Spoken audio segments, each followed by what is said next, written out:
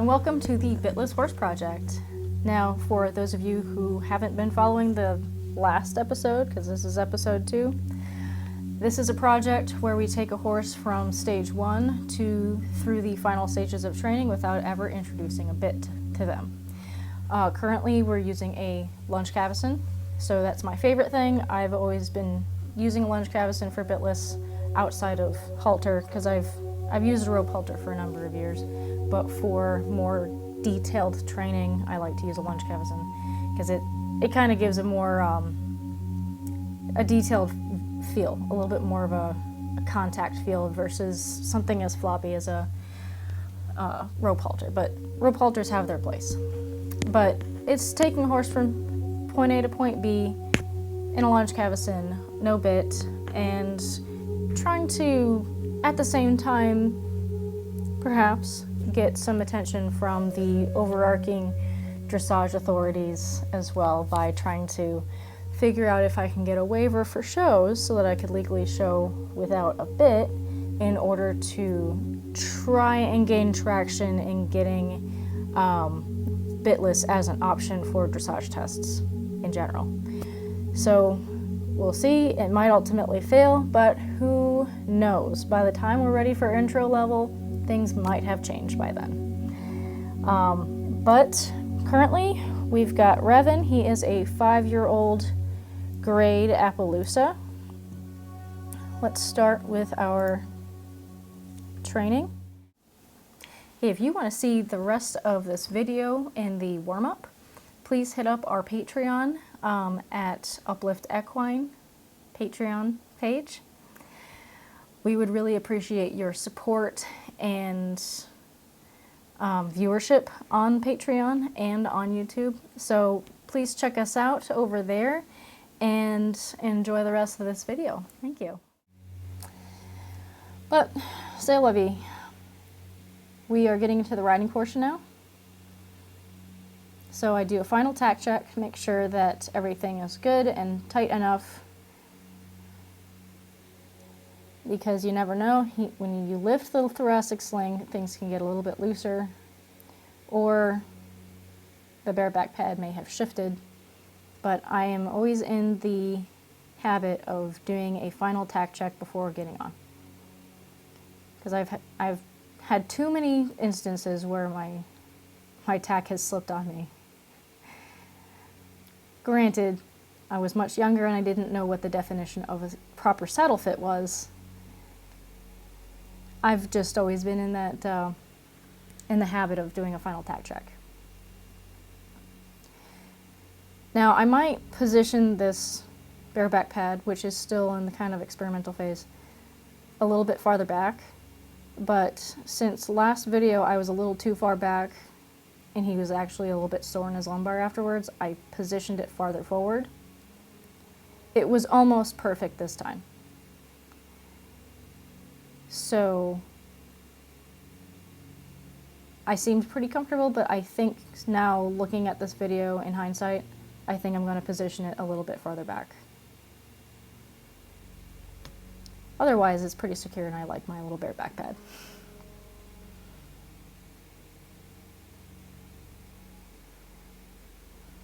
So, moving on, this ride's, the aim of this ride is steering and introduce the turn on the forehand. So, the ride in the first episode, it was just to kind of get a feel for where he was at after a year of not doing anything at all under saddle, and then rechecking the bareback pad, because that was experimental, and seeing where I was at with riding as well after my previous issues. But today it is more specifically steering, and now the way I teach my horses to steer and the way I'm teaching him to steer is to first I use my seat and my leg. And since I'm in a bareback pad, there is no good way to over-exaggerate my seat and leg.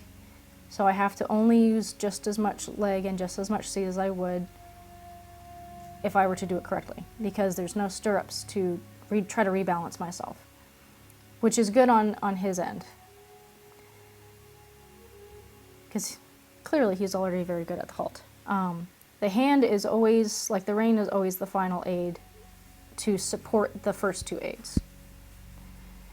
So right here we're having a little bit of a disagreement. I'm wanting him to turn around the other way. He does not want to go that way. So I've halted him first to kind of rebalance myself and rebalance him. Because as you saw a few minutes ago, he started like right there, but I ended up being able to rebalance him.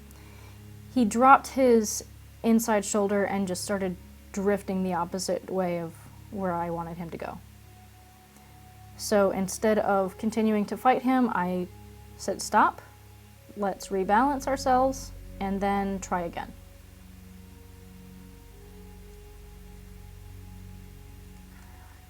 And that's the best thing that you can do with any horse that seems to be misbehaving and just is going, like, literally poking their shoulder out, cocking their head in the direction you're telling them to go, but then moving their body in the opposite direction.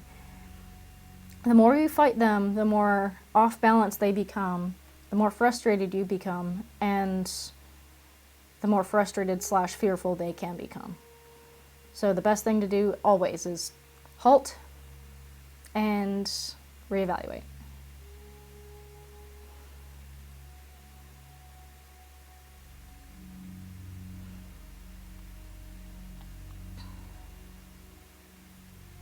So he's doing a good job. We're going to go around the barrel the first time.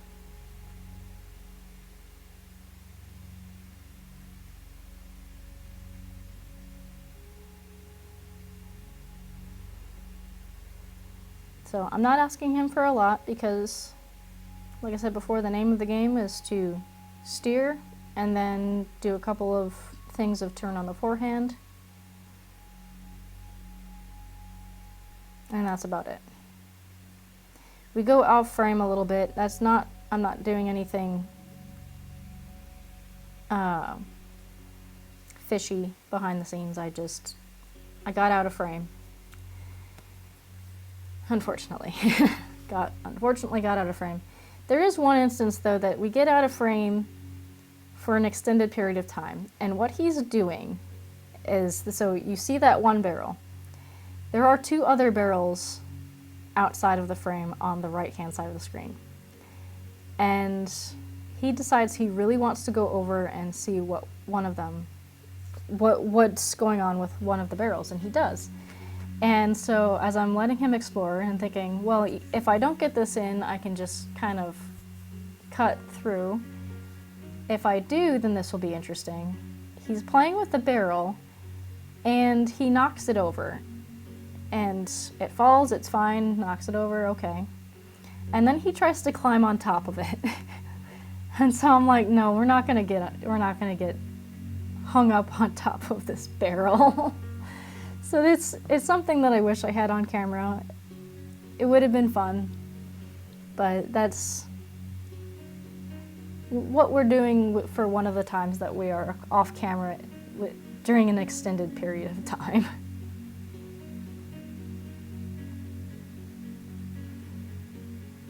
So, which I'm kind of proud of him because he didn't spook when he knocked the barrel down. And I think that's what he's doing right now.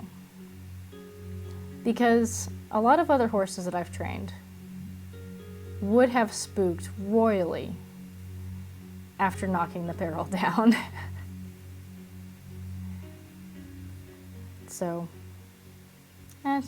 just something.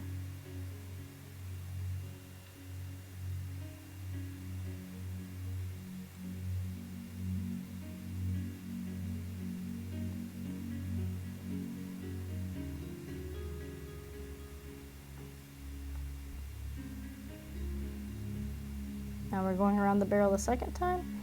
So if you're training particularly a young horse, but any horse, if you're just in a regular training session, they want to explore something, I don't discourage it. Unless it becomes an avoidance behavior, saying, oh, well, let me explore the mounting block for the 20th time because I don't want to do the exercise that we're doing. That's a different issue, but since we're just walking around the barrel, this is our 11th ride ever, and he wants to explore something, I'll let him explore it. And this is after he's knocked over the other barrel, so I'm not really concerned with him knocking this one over too.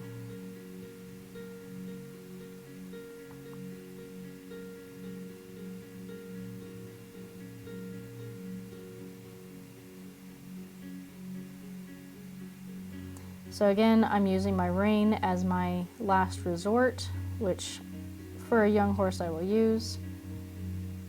He kind of started drifting away there, but I did start telling him to kind of do a passade type movement diagonally away just to kind of test his lateral moves.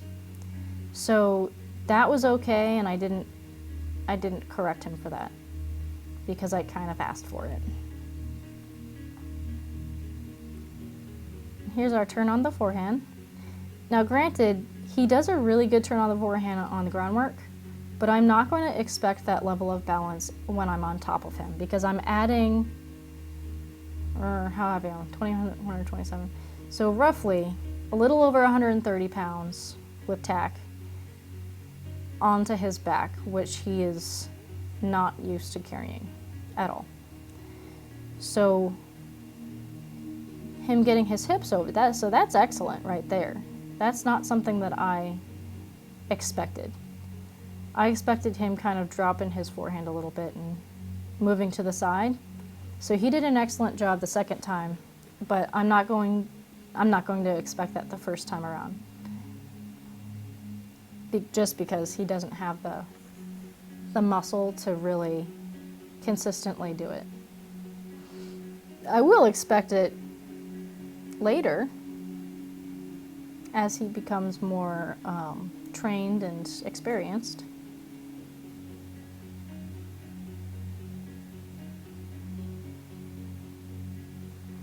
But since we have achieved our circle and we've achieved our turn on the forehand, I'm just kind of riding around, letting him stretch. I know he's looking into seeing if he can take a bite of grass, but I want to create a precedent that we don't go and eat grass while I'm mounted.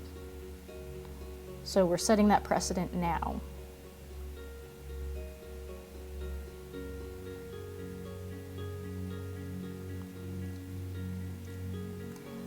But otherwise, he's really good at his halt.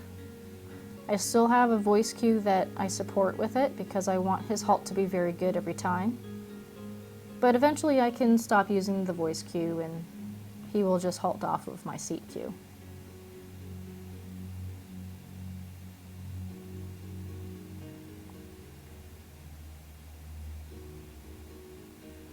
Trying to get him to back up now. His back up isn't bad. He's got his head up in the air, but I'm not concerned with that right now. I'm just concerned with him backing up, period. But since he did a great job, I will reward him, and then I'll let him eat a few nibbles of grass before we move on to walking him out. And at the end of every riding session, I like to kind of hand walk him out. It gets my legs moving a little bit, my lower back loosened up a bit, and it gets them moving their muscles around without carrying weight before untacking. So I don't know if there's any science behind it, but I like the idea of kind of getting their circulation back into those muscles before untacking and putting them back out into the field or into the stall after that, just to kind of try to get some of that lactic acid buildup out, because sitting or compressing a certain amount of weight onto a working muscle, it's a different circulation dynamic than if there was no weight on that muscle. And that's a scientific thing. You know, weight, the addition of weight makes things different than the, absence of weight. So hand walk your horse after your ride and make sure that they are taken care of before you go and untack them and they're cooled off, their muscles are moving around normally, and if it's a hot day, give them an electrolyte after that. Just, you want to do no harm. You want to put them back where they live in the same or better condition than you did when you got them out. You don't want to have them broken down. You don't want to have them just absolutely exhausted, because absolute exhaustion only breeds more and more stiffness, soreness, muscle breakdown, all of that. You just want enough muscle challenge and muscle breakdown a little bit just to build them up. But as you can see, the fact that he's basically a bodybuilder horse, and I've only ridden him now 11 times, most of his muscle comes from the groundwork at the walk that we've been doing, outside of just genetics. So honestly, you really don't need to work your horse into an absolute sweat in order to get them to be physically fit. Horses are very good at doing the absolute minimum amount of physical work and still being incredibly fit on top of that. They're just amazing creatures that seem to turn like ounces of protein into huge amounts of muscle with seemingly no effort at all. So yeah, they are amazing creatures. So that was our 11th ride for the Bitless Horse Project with Revan.